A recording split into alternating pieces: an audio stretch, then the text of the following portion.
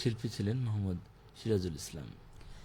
জন্য দক্ষতা তৈরি এবং করণীয় ও বর্জনীয় বিষয়ে কর্মশালা কর্মসূচির উদ্বোধন করেন অতিরিক্ত জেলা প্রশাসক রাজস্ব PM ইমরুল কায়েস। প্লাস্টিক দূষণ আর নয়, বন্ধ করার এখনই সময় প্রতিপাদ্যে র্যালি শেষে সংক্ষিপ্ত সভায় জনসচেতনতা বাড়ানোর তাগিদ দেন বক্তারা। এতে সভাপতিত্ব করেন বাপার সাধারণ সম্পাদক জিয়াউর রহমান। উপস্থিত ছিলেন বগুড়া পানি উন্নয়ন বোর্ডের পাউবো নির্বাহী প্রকৌশলী মোহাম্মদ নাজমুল হক।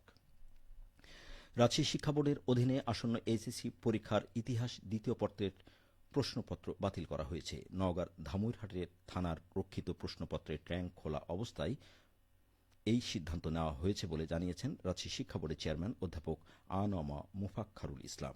আগামী 19 জুলাই অনুষ্ঠিতব্য ইতিহাস দ্বিতীয় পত্রের পরীক্ষাটি বিভাগের 8 জেলায় বিকল্প প্রশ্নপত্রে নেওয়া হবে বলেও জানান তিনি। তিনি আরও জানান, প্রশ্নপত্র সংরক্ষণের জন্য থানার ভোল্ট বা মালখানা নির্ধারিত থাকলেও সেগুলো থানার হাজতে রাখা হয়েছিল, যেখানে একজন আসামিও অবস্থান করছিলেন। এমন অব্যবস্থাপনা কোনোভাবেই গ্রহণযোগ্য নয়। একই সঙ্গে পুলিশকে এ বিষয়ে ব্যাখ্যা দিতে হবে বলা হয়েছে।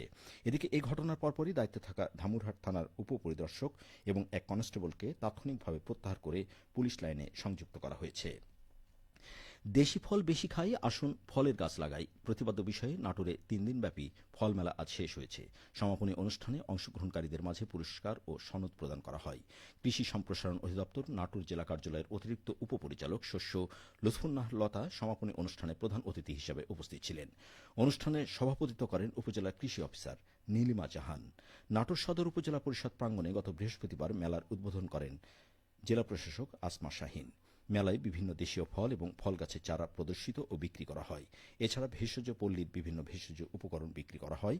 বিপুল সংখ্যক দর্শক এবং ক্রেতা 3 দিনব্যাপী মেলা উপভোগ করেন। সবশেষে আবহাওয়া। আজ রাজশাহীতে সর্বোচ্চ তাপমাত্রা ছিল 34.6 ডিগ্রি এবং সর্বনিম্ন 25.2 ডিগ্রি সেলসিয়াস।